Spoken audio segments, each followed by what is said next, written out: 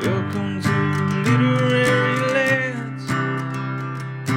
Welcome to Literary Lands. This shows a bit of our bond with our listeners and our viewers, is that the next question, I swear to God, not kidding, is... You swear to the cauldron? Thoughts on Lucien's mate reveal and how that will affect him moving forward. I can't, ever since he said that, I just like picture the scene. Shit, he's like dibs, and then everyone's like silent, like looking at him like, who the fuck are you? Yeah, there's more important stuff going on here, Lucien. So I definitely got this one, because I thought about this one a lot actually, because as soon as I saw that happen, I was like, this is going to change a lot of dynamics here, right? So I think, and I thought this in book 1, and then I was strengthened honestly with this, is that I think him and Tam, they're splitting up at some point in time, because now he's got something that's more powerful than his buddy relationship that's going to draw him. So I think he might even go to Night Court. I think he might end up in Valerius trying to go help out, basically, and I think he's basically switching teams, because I think I even said this. You can go back to one of the videos and say he's a For the Realm kind of a guy. Like, so even though him and Tam are buddies, I think he's all in. He hasn't backtracked on him yet, but he's been very reluctant in almost everything he's done lately. Like, even when he was shit. Yeah. So, and now he's like, thank you, Zach. It kind of gets hinted at that he's suspicious of Farah, like while he's in spring, while she's in spring court, like that. He's kind of like he knows what's going on. Through the he can't really say anything, but zip it. Right, yeah. So I have a feeling that I'm guessing, this is guess predictions, that the big reveal like next will be he's gonna say, I want in on the Night Court, like you said. Like he knows what's going on, and instead of her thinking he's gonna like sell her out, he's gonna try and join her side. So question. Answer. Do you think that is a blow up, or is it a secret thing that he kind of slips away and he ends up on the other side, or is it like a head to head, him and Tam actually duke it out? Nothing with Tamlin has been anything short of a blow up at any point, so I'm guessing another blow up. True. That's his bro too. Yeah. Interesting. That's his boy. I don't know, because Tamlin has more power than Lucien, right? I think it was mentioned in the first book several times that Tamlin can best him in a battle of strength. True. So it might be secretive, like sells him out.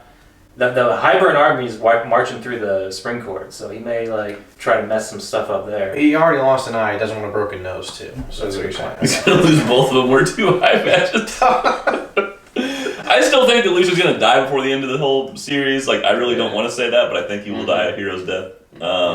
But I'm really happy that he's got Elaine. I hope that works out. I'm rooting for them kids. Does he have her though? They just said they're mates, but I didn't hear Elaine's reaction to it. Like, was she excited about this, or was she like, that dude's got one eye, that's my mate? I don't know. This motherfucker can't see. Bad eye moody. Shit. Anybody else? Anybody else thoughts on? Also, she's engaged. Oh yeah, that fuckhead, that guy, that Wait, jerk. he's gonna go after the guy that hates fairies. That she's now a fairy. The I Iron don't think that's Ring working. guy. I think that's short-lived. Just thought That's to gonna throw come that in out the there. third book. Hey, that was a great reminder. I don't think so. Yeah. Appreciate that. That's not foreshadowing. But just like Isaac, he is also going to become irrelevant. So. Okay, so staying on the mating bond train here, what are your opinions on Rhys not telling Farah about the mating bond to begin with? We kind of touched on this earlier. Well, bring it back around here. Hey, this is for the fans, Zach. We'll develop We're going to specifically address We love our opinions. fans. Oh, in that case. To double down, I think it was, again, to explain my point from earlier, it was for her benefit is what he approached it as. It wasn't something for him. It wasn't necessarily being selfish. He was trying to be nice. Didn't really play out exactly how he wanted it to, but the attempt was there. So, Can anyone see the other side of it? I could a little bit. Yeah, I can't surreal right now, can. but somebody talk me into it. Sell me on this pen. that's a challenge. Go ahead, Sam. I could a little bit because it was one of several times where it was alluded to that Farah was feeling similarly to how she felt in Springport. It's trying to show like not everything is hunky-dory all the time in Night Court. She was still like getting thrown back into that like PTSD of being trapped and having these bad things happen and not being told the full story by Tamlin in the first place. So I kind of saw that for a little bit, but I do think there was some growth in both characters in that Rhys recognized the little bit of wrongness there, and that she recognized she had overreacted a little bit, like you said earlier. Well, it's also like that. That's a great point, but it's also not really like Rhys's fault. She was kind of broken because of Tam. Yeah. And so like the situation kind of sucked for that. But at the same time, he had a direct line into everything that Feyre was going through. So if anybody was going to know that whole relationship dynamic with Tamlin and how he was always like never telling her the full story, it would be Rhys, because he could, read her thoughts. So it kind of like goes both ways. Okay, if you're going to have that power, you're going to have the skill, you got to have the responsibility that comes with it. You can basically read her mind. So I don't know. Now I'm kind of going the other way. Did I talk you into it? Come on, Lee Corso. I thought I had him. Watch the tape I stopped listening 2 minutes ago. I think you talked yourself into it. Yeah, that's okay. It's at least one person. Yeah. Good question. I'll take it. Good question. Okay. Where are the dogs at? All right, Scott, you get this one. You gotta convince us on this one, buddy. Easy. So, what are your thoughts on Tamlin now? Bitch. Okay. Let him finish. Let him. That's the answer to the first question. Second question: does Tamlin deserve the hate he gets? Yeah. Yeah.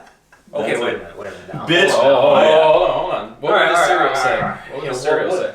He would tell the truth. I'm gonna try that right now. So I don't know. This is tough because his whole angle of trying to love Feyre is bullshit. Obviously, because he doesn't. I think he was probably doing the right thing in the beginning, trying to save Prithian. Right? Like, Yes. You're good so far. if he didn't create that connection with her, it was all over. Amarantha was going to win, and that was it. So he did what was best for Prithian. But now he's trying to keep it going. He's doing a very bad job of it. He's locking her in a room, putting shields around her. He doesn't know what he's doing there. He's a piece of shit in that regard. So I think he started off probably fine. It sucks that Feyre was in the middle of it, and like she got hurt, but I like your point. Like, he did it for Prithian, right? It wasn't necessarily for her. Like, she happened to be a really useful piece in the puzzle that helped it, but it was ultimately to like save everybody's what he looked for. If he didn't do it, game over. It's all right. There is no book to it. Yeah. We're not sitting here right now. That sounds miserable. Right? So thank goodness Tamlin was a fuckhead. But what part of him locking her up was like better for Prithian? No, he like, stopped right before that. I don't know. I just like we had like 600 plus pages of like nothing redeeming about Tamlin. Is he gonna He's get bad at anything? this book. Is he gonna get anything? I'm in the camp that he will. I think he'll get the Darth Vader type redemption towards the end. Like, I'm thinking that's what's gonna happen. I hope that's what happens. Because I liked Tamlin in the first book, but it is what it is. He has ability to do cool stuff. Like, he could. He just keeps choosing to be a piece of crap. I think he's in a position. He's in a position that he doesn't want. Being a piece of crap.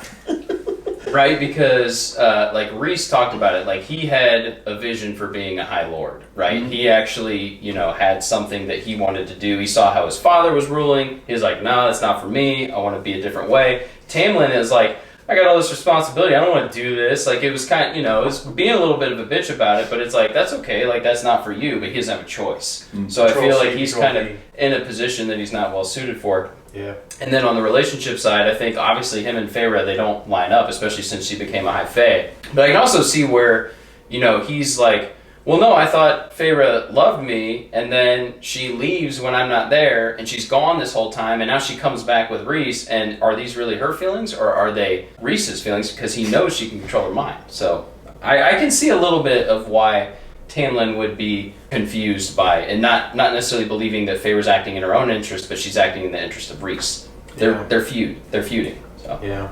It'd be interesting how he behaves to start off book 3, because he thinks that bond is severed, so it's like blank slate. Is he gonna go right back, or is he going to That's a great point. try and be a nice guy? Yep. We'll see. TBD. Well, so TBR. before we get ready, Thanks, guys. We did it. I've seen that acronym a few places. DTF, what's that one? So